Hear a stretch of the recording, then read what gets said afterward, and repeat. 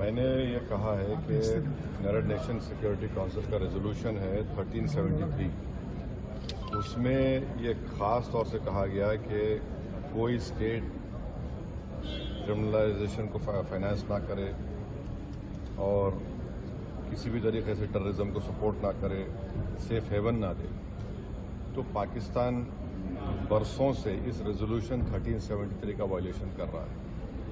دوسرا، اگر آپ یونائیٹڈ نیشن کا آرٹیکل 51 پڑھیں گے، یہ ہم کسی اسٹیٹ کو دوسرے اسٹیٹ کے خلاف سیلف ڈیفنس میں ایکشن لینے کا اختیار دیتا ہے، اور اس میں ایک ورڈ ہے بیلیجرنٹ ریپرائزلز، اس کو ہم استعمال کرنا چاہیے، میں نے کہا. اور تیسرا یہ کہ ہمارے سمویدھان میں آرٹیکل 355 ہے جو یہ کہتا ہے کہ یونین پر ایک ڈیوٹی ہے ایکسٹرنل ایگریشن سے اسٹیٹس کو بچانے کے لیے. تو یہ تینوں چیزیں ہیں سرکار کے سامنے، اور وہ جو مناسب سمجھتے ہیں ان ٹیررسٹ گروپ کے خلاف، جس دیش میں ان ٹیررسٹ گروپ کو پناہ دی جا رہی ہے، مدد دی جا رہی ہے، ان کو کوئی طاقت دی جا رہی ہے، ان کے خلاف ایکشن لے سکتے ہیں. چوتھی بات یہ ہے کہ انٹرنیشنل لا اس بات کی اجازت دیتا ہے کہ ہم نیول اور ایئر بلاکیٹ کریں پاکستان کے سیلف ڈیفنس میں، اور سینکشنز لگائیں پاکستان کے اوپر، خاص طور سے آرمز سیلز میں.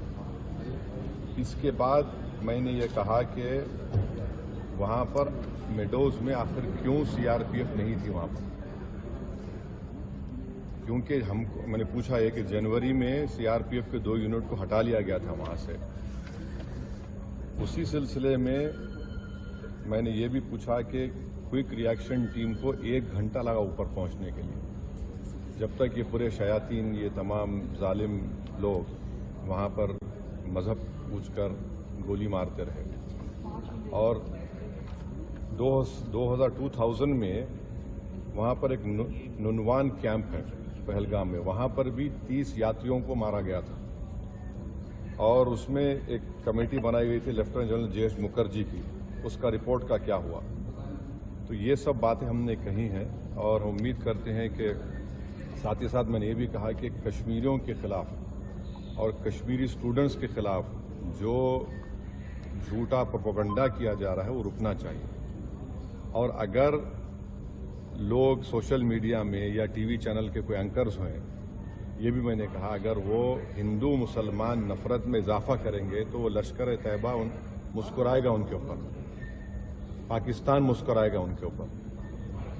آپ اس طرح سے کسی ایک سمودائے کو جو اس باعزت اس ملک کے شہری ہیں، اور مسلمانوں کا اس سے کوئی تعلق ہے نہ کبھی رہے گا. یقیناً ہم مان رہے کہ ان دہشت گردوں نے کسی کا ریلیجن پوچھ کر ان کی جان لی، وہ کنڈیمنیبل ہے، میرے پاس تو الفاظ بھی نہیں ہیں. مگر اگر آپ اس کے جواب میں اگر یہ کریں گے تو پھر ہم ان لوگوں کو طاقت بخش دیں گے جو انہوں نے اس طرح کا ٹیررزم کیا.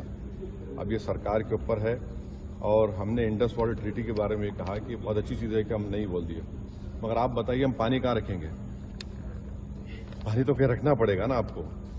تو اور اس میں آپ دیکھیے کہ انڈس واٹر ٹریٹی میں جو چناب کا علاقہ ہے وہ پورا پہاڑی علاقے سے پانی جاتا ہے، جہلم کا جو ہے وہ زمینی علاقے سے جاتا ہے، اور ورلڈ بینک اس کا انٹرلوکیٹر ہے. تو اس پر ہم نے کہا کہ اس پر دیکھنے کی ضرورت ہے، اور سرکار جو بھی ایکشن لے گی ہمارے دیش کے تمام لوگوں کو ان کی جان اور مال کو بچانے کے لیے، خاص طور سے اس بزدلانہ وحشیانہ دہشت گرد حملے کے بعد، ہم اس کی تائید کریں گے. یہ کوئی سیاسی مسئلہ نہیں ہے، یہ ہمارا نیشنل مفاد ہے، نیشنل انٹرسٹ میں ہے، اور ہم ان کے ساتھ کھڑے رہیں گے. سر، یہ آپ نے انڈس واٹر ٹریٹی پہ بولا، تو کیا آپ بول رہے ہیں کہ یہ ایکشن نہیں لینا چاہیے کیا؟ نہیں، میں یہ دیکھیے، آپ نے تو دیکھیے ورلڈ بینک انڈیا اور پاکستان میں بیٹھ کر یہ ٹریٹی کروایا، وہ اس کا انٹرلوکیٹر ہے.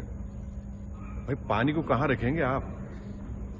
اچھا ہے آپ نے اچھا اسٹیپ لیا، مانتے ہیں، پانی کہاں رکھیں گے آپ؟ ڈیم بنا دیں.